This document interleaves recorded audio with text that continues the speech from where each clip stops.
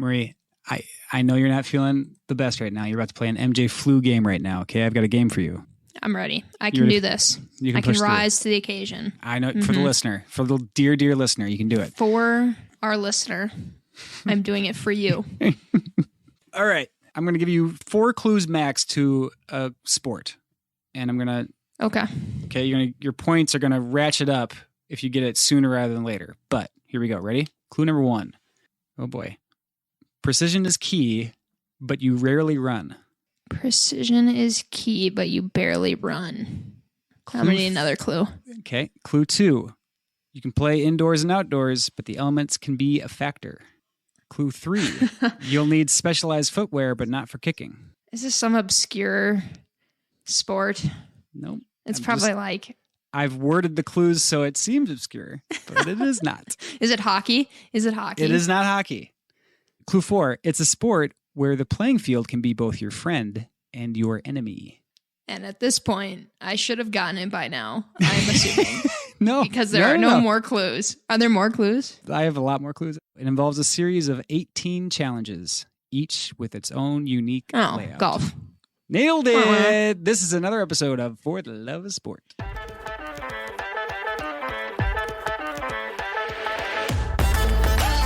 Golf. This game was just as frustrating as golf is for me.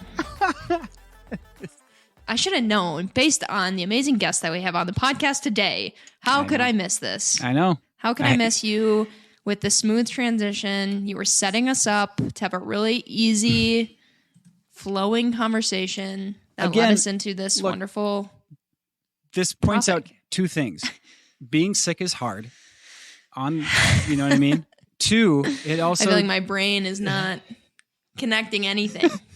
It also shows how amazing the MJ flu game was, that he was able to perform that he did, even though he was very sick. Should speak to 2 things. Yeah, it is pretty crazy. It is pretty crazy to show that you are not MJ. I am not MJ. I mean, no one's MJ but MJ. I know you're listening, Michael. So thank you for always being you. It took this podcast episode for me to finally realize that I am not, in fact, at the caliber of MJ. So thank you. No one is. For bringing me back down. That's what I'm here for. Hey, speaking of bringing people down and MJ's favorite sport, let's talk about golf, Marie. Golf. Look at the segue. Are you kidding me? Knocking it out of the park. Today we have an amazing pair of guests here, and I think, Marie, there's no better way to kick off a golf episode than just like dive right into it, and especially this group and what they do to bring the game of golf to kids. Yeah, let's do it. Let's get past the starter here and tee it off. What do you say? Oh, especially after that. Let's go. First, we have Jeff Clark, who's been a key player in the world of youth sports philanthropy. He joined the Youth on Course team in 2017 and has been a game changer in expanding their donor base and event revenue. With over 2 decades of experience in educational fundraising, Jeff has worked in institutions like Knox College, Cincinnati Country Day School, and Stevenson School. He's the go-to guy for building meaningful relationships with individuals and organizations eager to make a big impact. And fun fact, Jeff grew up on a working family farm in Illinois, Marie, and holds his bachelor's in psychology from Knox College. Right down south there in Illinois.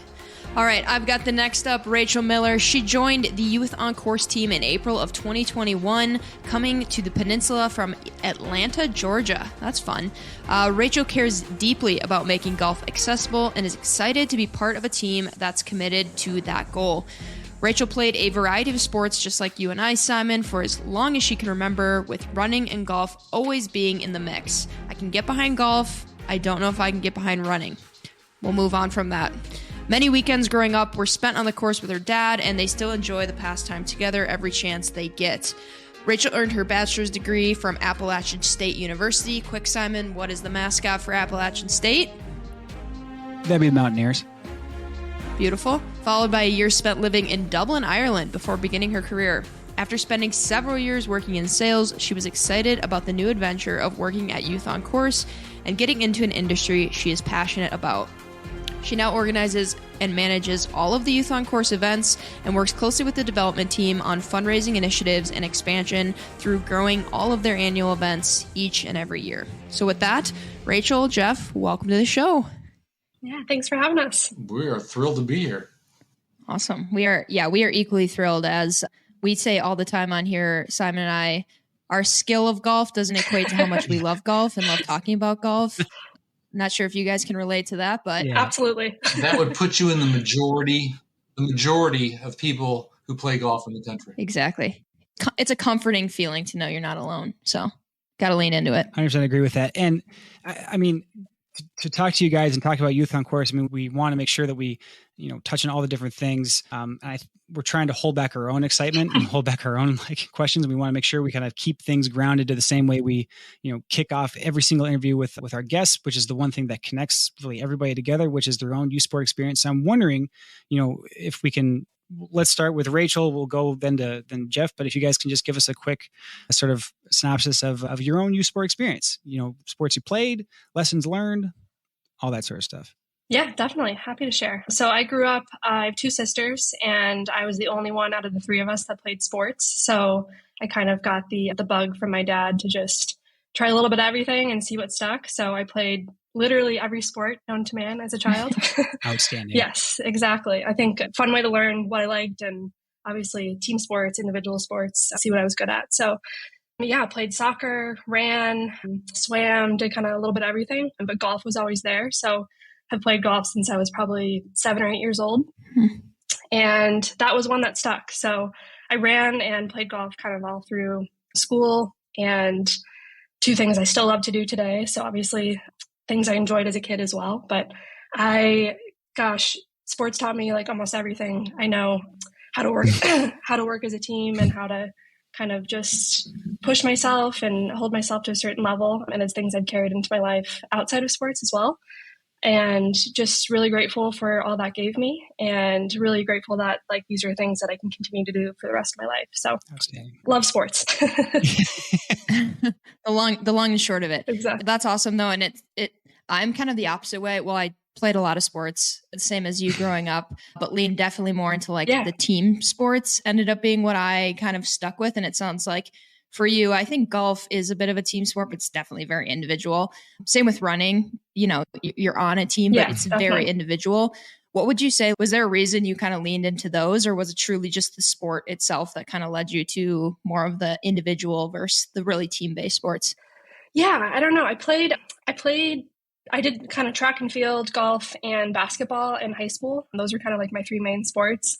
And I think they all kind of had a team aspect in their own way, like you were saying. Mm-hmm. And I did a lot of like the team events in track. So it was kind of always working towards like the bigger goal, or for me it was anyway. I never really saw it as like personal goals. It was kind of like, I want to lead my team to this, or I want to achieve this as a team. So I don't know what it is about individual sports. I think maybe it helps me to set goals for myself, but I never saw it that way. Right on. Love that. Jeff?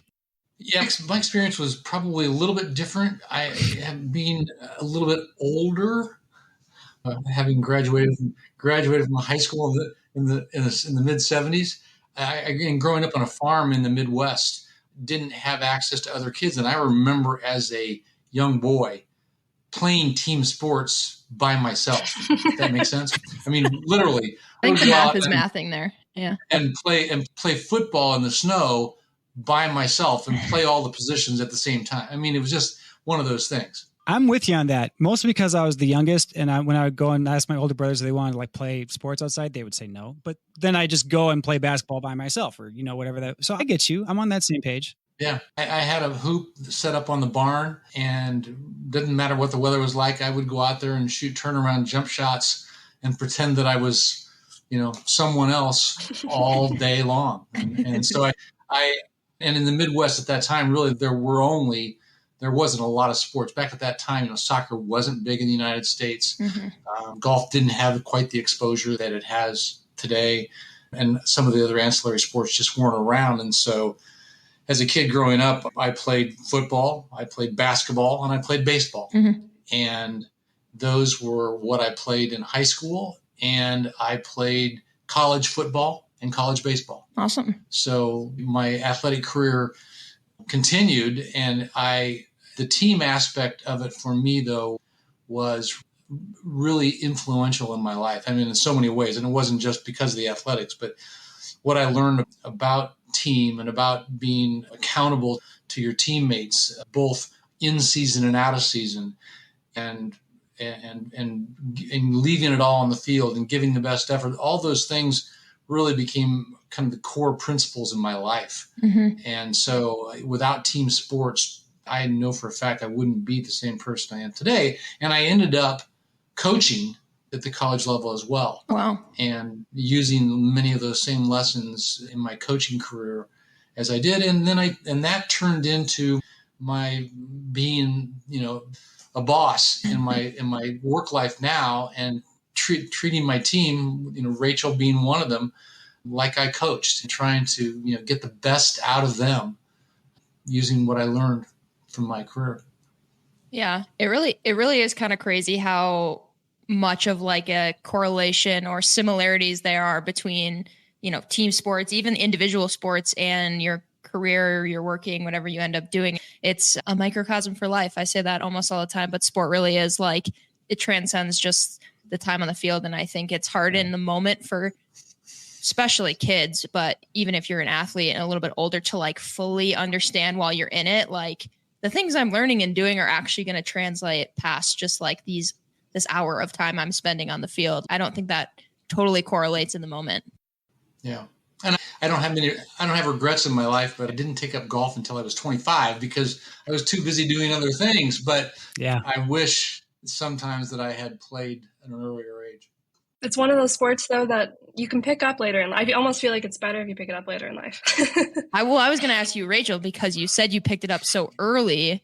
What did that look like from a youth sport experience? I'm sure it's definitely in Youth on Course. We're going to get into it. It's, we're trying to make it more accessible for kids to get into it at an earlier age and the benefits of doing that and so on and so forth. But what was that like for, growing up and competing at such a young age? Yeah, I didn't like it, to be honest with you. I liked being outside. That was kind of like the aspect of it that, intrigued me the most. Yeah. But it was kind of put upon me as like, you're going to enjoy this one day, get out there and just like learn how to swing, let's just do that.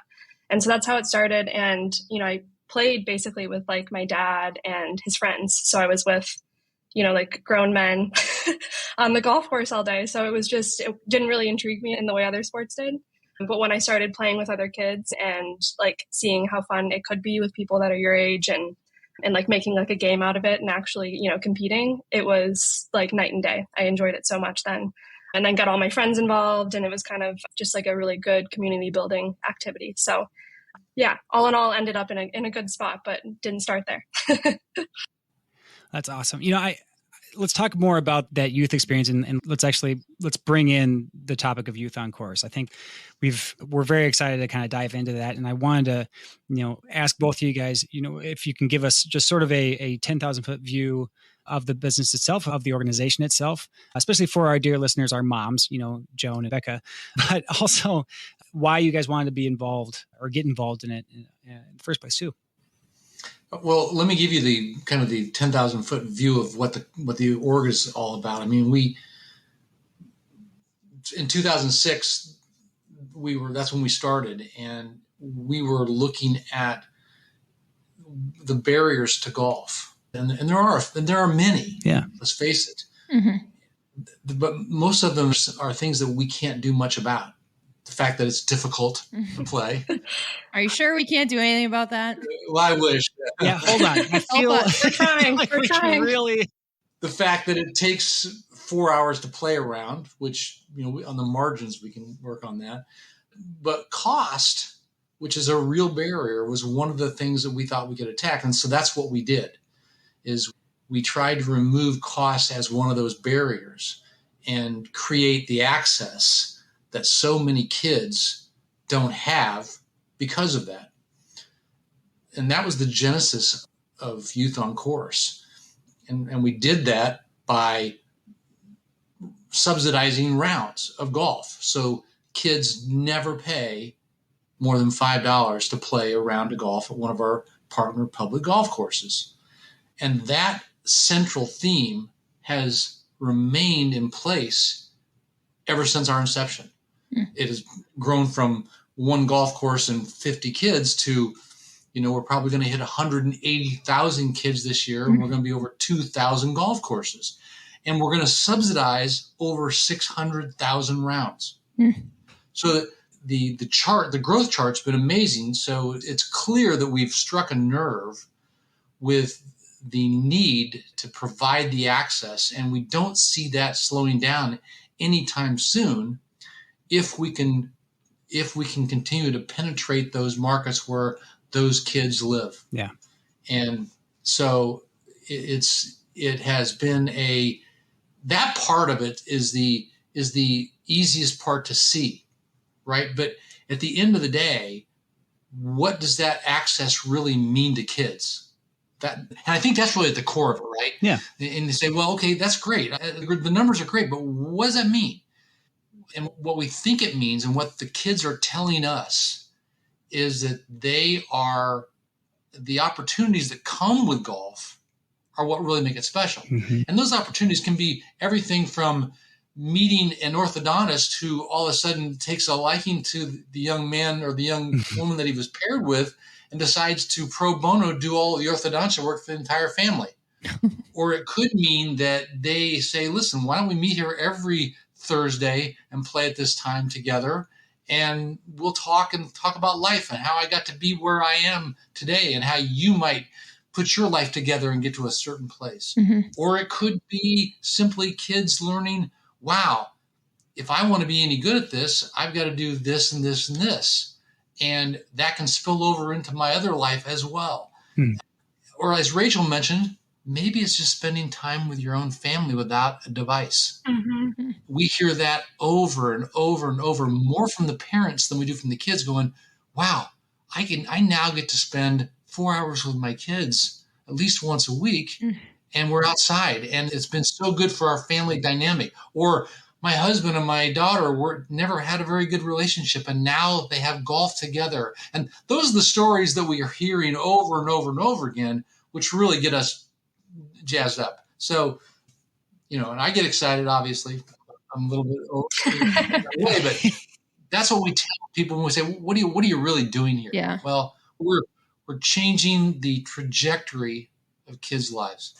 Yeah, no, you can't really say it any better than that. Yeah. And I think when you say the numbers out loud too, that you mentioned of like where you started and where you are too, it's staggering, right? To see those and see all the impact and everything like that. And I was curious, maybe more for my own curiosity. So when you mentioned like you guys subsidize the rounds, so they pay $5 at a partner course. So it does sound like then they could go ahead, and it's not like a program they have to sign up for a specific time of the week or anything like that. It sounds like you could go play with your family, or you could go play with a couple friends, or it's really unstructured in that way. Or are there still avenues where if people do want to play with, let's say, other kids, that happens as well? When we talk to a course partner, obviously we're not asking them to give up because we negotiate a rate. Sure. Right. I mean, so let's say you own a golf course in Montana. Oh my gosh, more. What's it like? Right. And your daily fee rate is, let's say it's $35 during the week and $50 on the weekend. We'll just pick some numbers, right? Sure. Yeah. And for juniors, maybe it's only $20 during the week after 3:00, right? Twilight. Oh yeah, sure. Yep.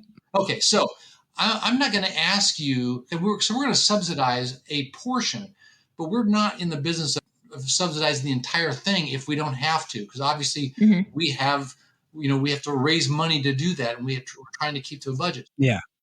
But we're not asking you to give up 8:00 on Saturday morning where you can get $50 for that time to play for a youth on course rate. So we may say, when do you have open spots on your tee sheet? And you say, well, Monday through Friday after 3:00. We say, okay, great. Let's make those your youth on course times. And would you take a $7 subsidy? And so you're going to get $5 at the point of sale from the youth. And then we're going to send you a $7 subsidy. So you're going to make 12 instead of, say, maybe 15. Yeah. Right. And you would say, okay, I'll take that because I know I'm going to grow the base of people who will play here the rest of their lives. Mm-hmm. So that's the time when you would get the youth on course rate. You wouldn't get it on Saturday at noon. Sure. Okay. That makes sense. The benefit, though, of I'm going to one, help grow the game, and then, two, provide this accessible option for, people who want to play. But I think like there's a huge advantage for courses that, can offer this and then extend their own passion for the game of golf that now kids can enjoy, and then them coming back. I mean, that's an easy win, and you can encourage them to play, and then you get someone else on the club. I mean, that's perfect. When we talk to golf courses, we say, listen, take the long view. Yes. If you want to build golfers who will be here in 5 years or 10 years or 15 years, you've got to start now. You've got to create lifelong golfers. And that's hard. Mm-hmm. That's hard to do because everyone's looking at the bottom line. I get it. But if you have some space on your tee sheet that goes unfilled, it's a little bit easier conversation. And when we tell them that 45% of our kids take a full paying adult with them when they play, now it's a business decision. Yeah. Right on. That's also a very good point, because I mean, if like, let's say my little nephews come up and say, hey, I'm going to play a round of golf for $5. I'm like, hold on. Who's your parental guard? I'm going. I'm just going to go. Yeah, I'll take this one for the team. I'll take this for the team. I'll look after it. That's great. I know, obviously, we kind of just talked about how a crucial part of this is the partnerships with the courses and having those conversations. And so, I mean, either one of you, can we maybe talk a little bit more about like how that has grown and what types of things and partnerships outside of maybe just that you guys are having with the courses? Well, they're all public golf courses.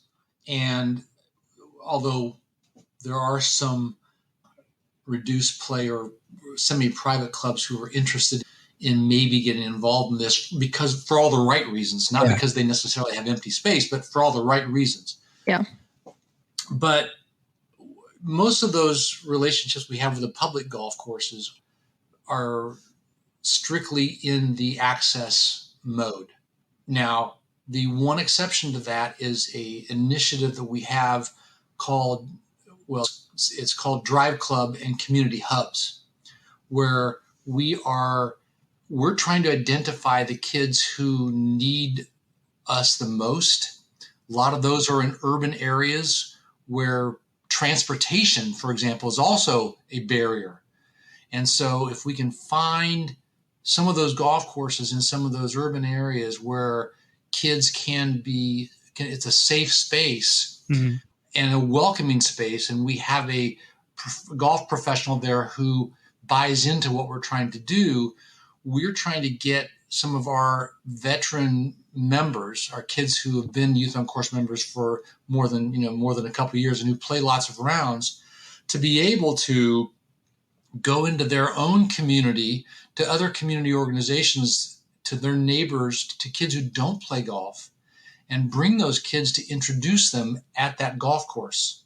And we do that. We have some partnerships with TaylorMade, who provide golf clubs for those golf courses, they're specifically for Youth on Course kids, and those golf pros allow those kids to bring kids out. They're not teaching them the game, but they're guiding them through what it means to play. And last year it was kind of a beta test on that, and we had about 200 Drive Kid members who brought kids out in 4 or 5 locations around the country, and we are trying to expand that to a larger footprint. Places like Atlanta, and Los Angeles, and San Francisco, and Seattle, and Denver, and Chicago. Places like that. The Carolinas, where we know there are areas where we have great course partnerships already. Yeah, and then we're working with them more, deeper than we would a lot of our regular partner courses.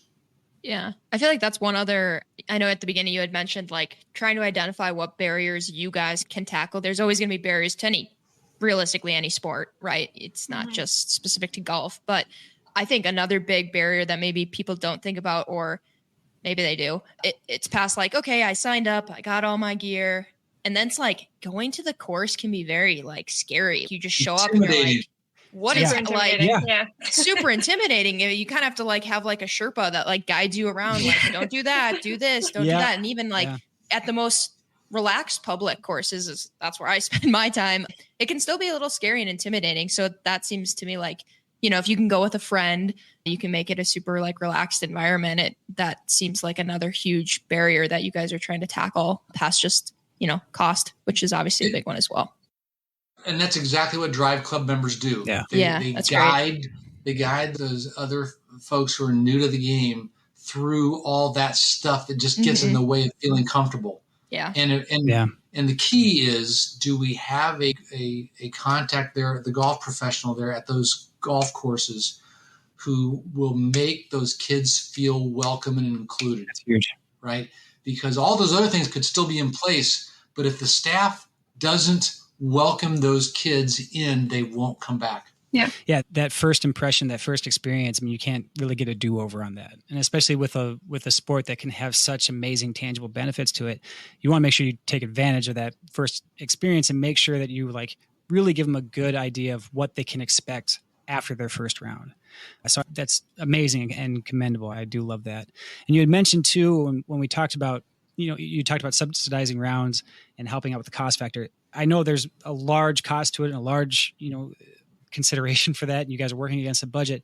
But when it comes to fundraising for it, I know that the 100-hole hike is part of it. Break it down for us. Break it down. The 100-hole hike, is it as daunting as it sounds, where it's just like 100 straight par 5 holes? Talk to us about the importance around the 100-hole hike and its inception and how it helps with fundraising. Yeah, so I'll jump in here, but it is not as daunting as it sounds, or it doesn't have to be. I suppose if you wanted to play par 5s the full way through, you're welcome to, but we don't enforce that. I shouldn't say daunting. Yeah. It sounds very exciting. No, I'm sure. Me, but I also I feel like it sounds exciting until like 30. I'm like, I'm so tired. Yes, definitely. Yeah, I think that point hits like at about like hole 60 or so, Jeff. Maybe you agree. That's usually where I'm like, all right, got to dig deep here. Hole 72. 72. That seems like a very specific number. Almost as if hold on. It's like every time it's 72. So yeah, it's super fun. As you said, it sounds daunting. It sounds really intimidating. And kind of like we were saying about golf in general, it's like, wow, do I really think I can do this? Do I want to do this? So it's a certain kind of person that does it, but honestly, anyone can do it. We've had like the widest range of participants. We've had, kids that were like 9 years old do it. We've had our oldest hiker is Jeff, 85 now? And he's doing it again this year. So we have like a wide range of, people and physical abilities and all that kind of stuff that participate, and just kind of with the common theme of just wanting to do something like physical to support the kids. So the concept is it's our crowdsourcing model, right? It's our crowdsourcing initiative. And the concept was originally, and still is, that it is a little bit of a challenge to do. And people will say, can you really do that? Because that's the only reason why people will support you, right? Because what happens is we ask our supporters to hike and raise money from their own personal networks. So if the two of you were going to hike for us, and you would choose your level, because we have 3 different levels of hikes where depending on how much you think you can raise. But if you would send information out to your Rolodex, your friends, your families, your coworkers, whomever you might know, and make the case to them and say, hey, there's this nonprofit that I'm really excited about, thinking really doing good work, and I'm going to do something really hard this year in order to support them. And would you support me? And because I'm going to try to play 100 holes of golf in one day, right? Or another tact is you could think about your college friends. If you send a note to your college friends and say, hey, you think I can play 100 holes of golf in one day for charity? And they're probably going to say, not a chance. and you're going to say, would you bet me $1 a hole that I can? Yeah. And they're going to say, yeah, I'll cover that bet. And there you got $100, right? Yeah. And the rise of the 100-hole hike, this is our 9th or 10th year, Rachel? 10th year. Oh, wow. 10th, okay. Yeah. So we start, Michael Lowe, our VP for programs, hiked by himself is the first year, and he raised about $5,000. And this way back when. And last year we had, how many did we have? How many hikers, Rach? We had 250. 250 hikers nationally, and we raised $2.6 million. That is amazing. What you need to understand is the average gift is still $100. So yeah, you're not you're changing anything or asking for huge donations at all. Some people do. Some people are. There are people who are raising 20, 30, 40, 50, 60. We had one of our board members raised $170,000 last year. So, I mean, yeah, there are some big numbers. Well, sure. But the average gift is still $100. And so that's why it's such an amazing concept.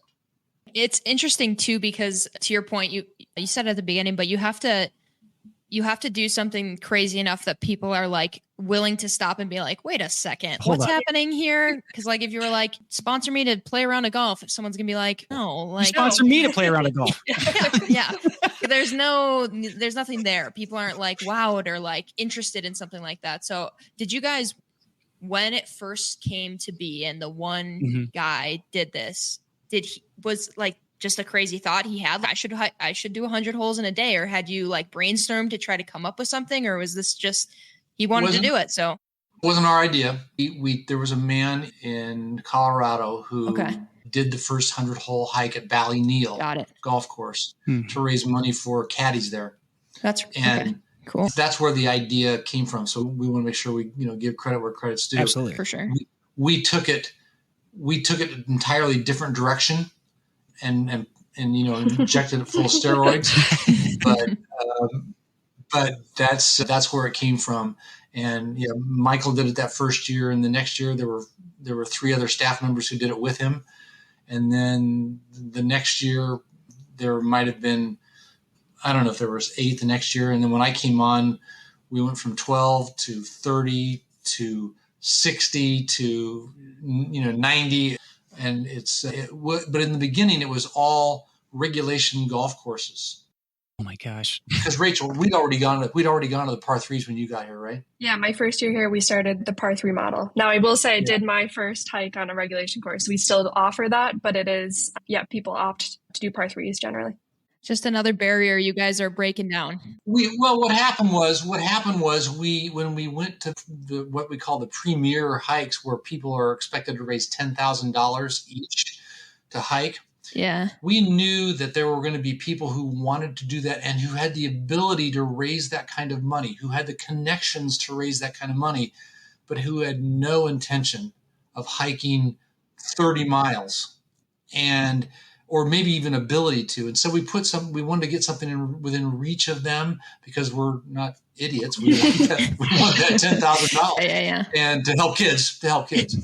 And so we started doing that, and it really took off. And now we do it at a number of courses around the country. Some great par 3s. Where are we doing it this year? We've got the Baths at Kohler. We've got the Hay at Pebble Beach, which is kind of like our home base. So we've got, Cloud 9 in Las Vegas, which is under the lights. So you can play kind of into the evening. Jeff did his there last year. We're kind of all over the yards down in Ponte Vedra Beach in Florida, Trinity Forest. The horse course at Trinity Forest. In Dallas. So we're kind of covering the map here and trying to get new people involved and spread the word. Yeah, awesome. No, that's great. So I guess I would ask then a follow-up. If someone who's listening is like, ooh, like this actually sounds like a good idea, or maybe they're listening and they're like maybe not for me, but I know someone who's just crazy enough to want to do this, and I think I can help them raise the money. Where would they go to find more information, or what does it take to just decide to do this? Yeah, so all of the information's on our website at youthoncourse.org. And we have a whole page dedicated to the 100-hole hike. It has all the info, has registration links and my contact info and all that stuff. So Everything that they would need is there. But because we are already in the middle of hike season and things are moving very fast, I would say the best path would be just to put an email to rachel@youthoncourse.org. There you go. And to say, hey, I'm interested. What do I do? Those are my favorite emails. Yeah. I will say we will also throw, Rachel's email as well as Youth on Course. The new record show notes. Heroes. So if you're on the phone right now, or if you're in the car, pull over first, but then go to show notes. check out, click the links, send Rachel a message saying, I'm interested. Where can I get involved? And I will say that the par threes, it did make it more accessible. Yes. But it doesn't mean they're all easy. Definitely. That's true. And I think the nice thing about it is, I mean, this is where it's a little bit of a gut check. Last year, Rachel mentioned I did a hike in Las Vegas. It was August 10th. Ooh. It was 104 degrees. Maybe not. And there was a moment early in the hike where I wasn't sure if I was going to be able to make it. And it was my 7th hike. Yeah. And I remember we shot a little video there, and I remember what I said on camera was, and I still say this, and because I mean it, is sometimes it's hard to do something good. That's very well said. Have you had a shirt made yet? Because I think you should. No, you have to keep that in mind, that it's really worth it. If it's worth doing it, and if it's a little hard, then it's okay. Yeah. It'll be challenging. Get you through. Love that. And I will say, like, at every hike, Jeff and I went to all of them last year, and, so far the ones this year, and everyone I've ever been to, everyone's having a good time. Yeah. So, like, no matter, like, what stage they're in, no matter how hard it seems and daunting from, like, the outside, when you're there and you're, like, on the course, even with strangers, like, people are exchanging phone numbers at the end of the day. They're meeting up for golf again in a few weeks. They're, you just create these, like, bonds while you're out there, and you leave feeling so awesome, even though you're probably in pain. So it's like, it sounds terrible, but it is actually like such an awesome day. So I recommend everyone get involved if they are remotely interested. The biggest thing that I can think of is, like, how am I going to fit, 100 golf balls in my bag? Because I know I'm going to lose at least one each hole. It's a fair conservatively, point. if I'm just, being honest. It's a fair point. They're like, we can't help you with that. Sorry, that seems like a more personal problem. I'm going to need 2 bags. I'm going to have my golf clubs in one. I'm going to have another bag. Well, we're there at the turn. Golf balls and Marie going, Simon. I will say that those of us who've done multiple hikes, and as I say, I think I'll be on number 8 this year. We play a lot of one club.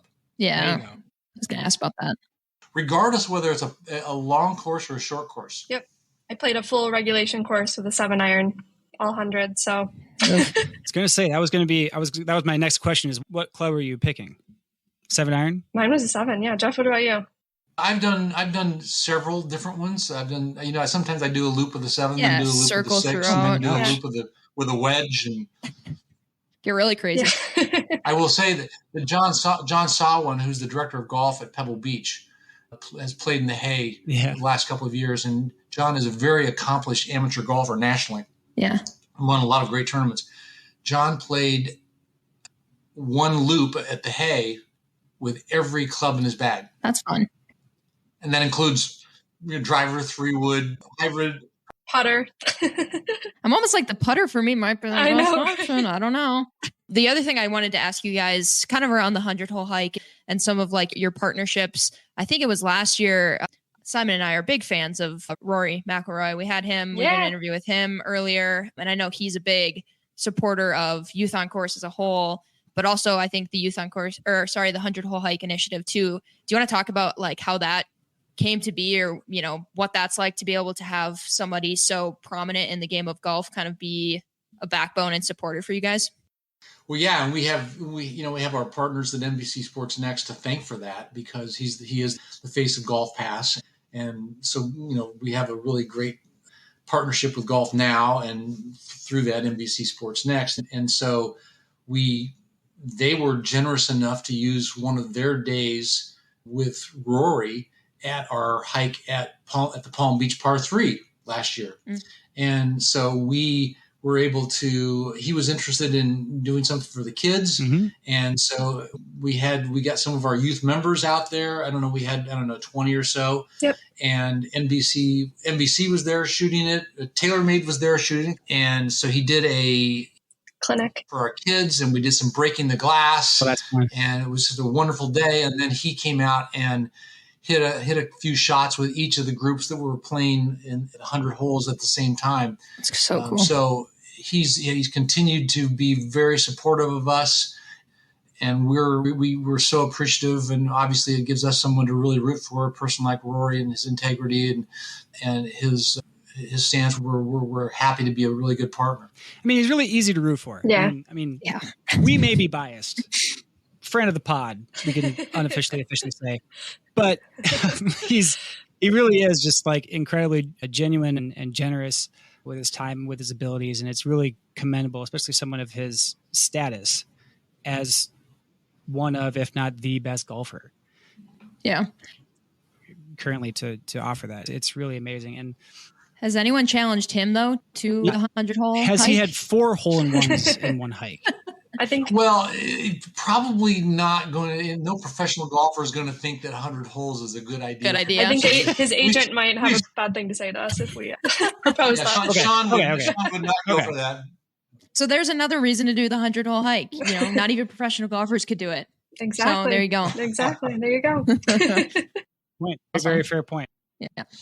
Well, I think, we could honestly keep going, keep talking, but I know that we have a short amount of time here. So I wanted to make sure that we have a chance to sort of wrap things up. And we always wrap things up the same way here with a this or that gauntlet. We have 1, 2, 3, 4, 5, 6, 7, 8, 9 questions that we are going to read off in a rapid fire pace. And we need rapid fire answers from both of you. So we'll go Rachel, then Jeff, you'll answer. And they are things just like very simple, like coffee or tea and things like that. But we try to personalize it, make it a little bit harder than just a normal gut reaction. But we do need those gut reactions. Okay. You guys ready? Cannot Heard. that. Yes. Go. All right. I'll start. Let's do it. And all right, we'll go. Rachel, you can answer first. And then Jeff, you'll answer the same question after her. Okay. Cool. Got it. All right, here we go. First one, early bird or night owl? Night owl. Both. You're just awake all the time. Yes. It's true. He Noted. is actually. That's Okay. I confirm. Love it. All right. Veggies or fruit? veggies. Veggies. Wow. At the movies, popcorn or candy? Popcorn. Popcorn. All right. We're making chocolate milk. Are you using powder or using syrup? Ooh, syrup. Powder. All right, you're on a road trip. Are you the driver or passenger? Driver. Driver. Always. Mm-hmm. Yeah, I guess That seems like a personal. Yeah. If I'm with Jeff, I guess I'm the passenger actually in that one. Yeah, you get vetoed. All right. If you're taking notes, pen and paper or a digital notepad? Pen and paper. Pen and paper. Old school, me too. All right, on the course, would you rather never 3-putt again or never miss a fairway? Never 3-putt again. Never 3-putt. Drives me crazy. Love it. Mm-hmm. Me too. All right. Hole-in-one or hold a course record? Hold a course record. Hold a course. You guys both have hole-in-ones? No, but I don't know. Oh, I yeah. feel like the course record holds a certain level, Yeah. Oh, there's I Jeff. have There- one. I have one right there, baby. For the listeners, he's holding Wow. a picture of what hole on Yes. Spyglass, Jeff? Yeah. Number 3 at Spyglass. Number 3. Okay. Thank Noted. you, Rachel. Appreciate it. All right, last one. Would you guys rather win a Ryder Cup or the Masters? The Masters. Ryder Cup. Ooh. Nice one. Yeah, well done. I'll take it. Yeah, I like that. I take for Wow, sure. guys. Hey, Team. It's a Yeah, team. there you go. you made it through. You guys absolutely made it through, and well done. I felt those gut reactions. If there's one thing we like to leave, the final word with both of you. If I could ask, one question before, you guys have the floor. Looking back, is there one valuable life lesson from your involvement in Youth on Course that you are going to carry with you well into the future? So I think when I was joining Youth on Course and interviewing and meeting all the team, I kind of had this is too good to be true feeling. Everyone was just so passionate about what they were doing, and just the organization just seemed amazing. And I was like, all right, where is the thing here? There's always one. And after 2.5 years, I have yet to find a single thing that puts me off Youth on Course.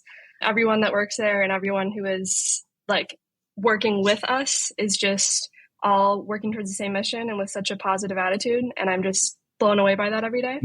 And I think that has made me want to be set myself at a higher standard with work and kind of with, my social life and all that kind of stuff. It's encouraged me to be a better person. And that's, I think, something that you don't find a lot in work. So yeah, that's probably my biggest takeaway.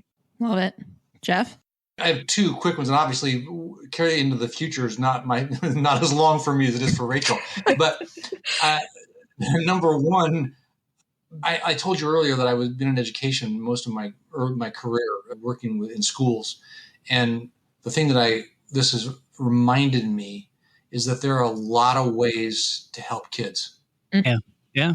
It's not. I mean, school is important, and it's always very important. Education's one of the most important things, but there are a lot of ways kids can be impacted, and that just reminds me that not to poo-poo other things because they're not school. So that's one.